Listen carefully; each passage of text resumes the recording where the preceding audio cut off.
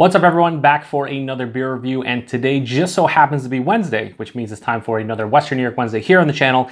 And the beer I'm going to be reviewing comes from the Thin Man Brewery out of Buffalo, New York, and this is their Minkey Boodle.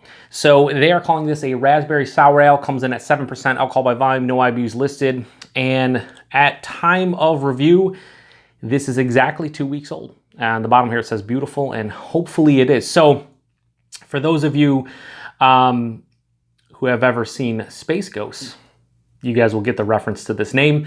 But yeah, anyway, this beer, according to the head brewmaster at Thin Man, Rudy Watkins, this is one of the most popular beers at Thin Man. They released this for the first time last year, and then they released it for the first time in cans earlier this year. I missed out on it, but a few weeks ago, actually about a week and a half ago, they released this again in cans. And this past weekend, I hit up Thin Man. They still had 4 packs remaining, so I picked one up. And full disclosure, I also had this on tap as part of a flight, but you guys know how flights go, 4 to 6 ounces, usually drinking, 4 to 6 beers at the same time, food, the whole nine. But let me just say that I really dug it on tap, so it made me even more excited to grab a 4-pack of this, knowing that it tasted pretty damn good. So yeah, anyway, this is basically a kettle sour aged on raspberries.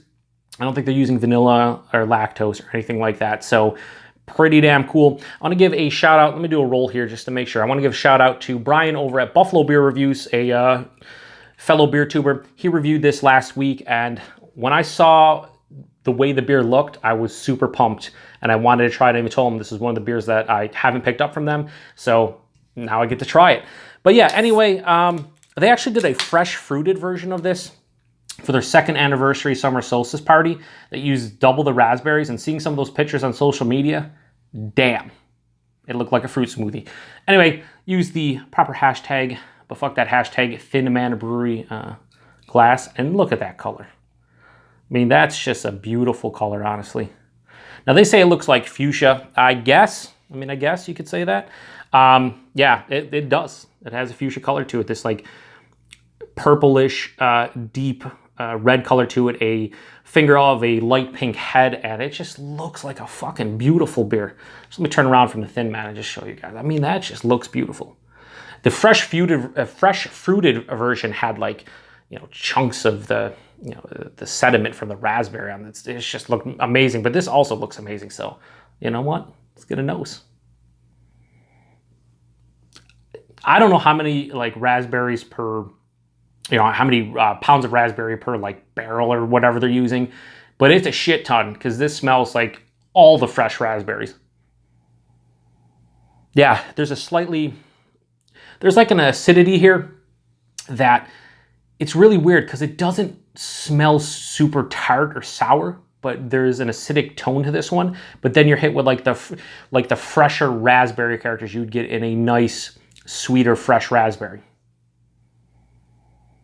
There is a substantial sweetness. Like I said, I don't think they're using vanilla or lactose. They don't mention it, and I feel like they would, but it just has a sweeter like malt character to it. Oh man, listen, this, you look at the color, and when people talk about fruit beers and stuff, if you have a fruit beer that is like a golden color, most of the time they're using some kind of extract or the essence of the beer or whatever. They're using real raspberries here, and a shit ton of them, because that color is amazing. It smells amazing. I want to get into it, so cheers everyone.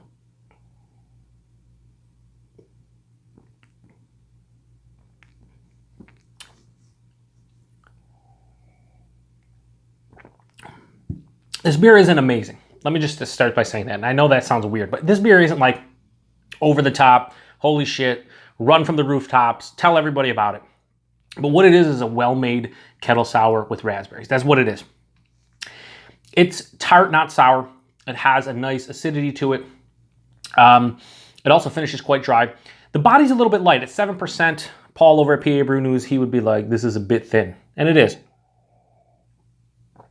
It's like lower side of medium bodied, higher side of light bodied. It's very effervescent. There's a lot of, a decent amount of carbonation in here. There is an ever so slight softness in addition to it. It's not creamy or anything. I do feel like vanilla or lactose, mostly lactose, would just enhance this mouthfeel in the body to a higher level that I would personally enjoy. But there isn't a lot of complexity here. I say it's a raspberry sour ale. That's what you're getting. Getting a lot of fresh raspberries, a lot of tart raspberries. It's like a mix of sweeter and tart raspberries. Like if you get a bushel of raspberries, or just, a container at your local grocery store or at your farmer's market or wherever you shop. And sometimes they're sweet, sometimes they're tart. It can go, either way.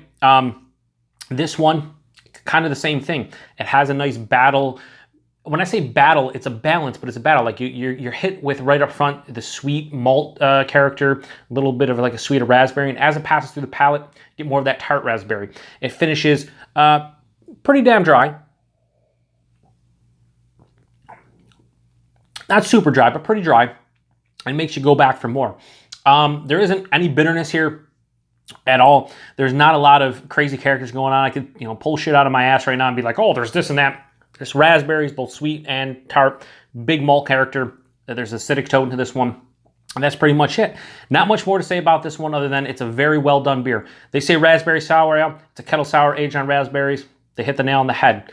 But as far as personal enjoyment goes, I really do like this one. I think it's a very good beer, bordering on exceptional. So I'm going to give it a 4.25 out of 5. So that was Minkey Boodle from the Thin Man Brewery.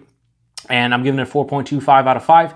If you are close to the Western New York area, or you plan on being in the area anytime soon, I believe they're getting, a lot of local bottle shops here are getting distribution of this beer this week, actually.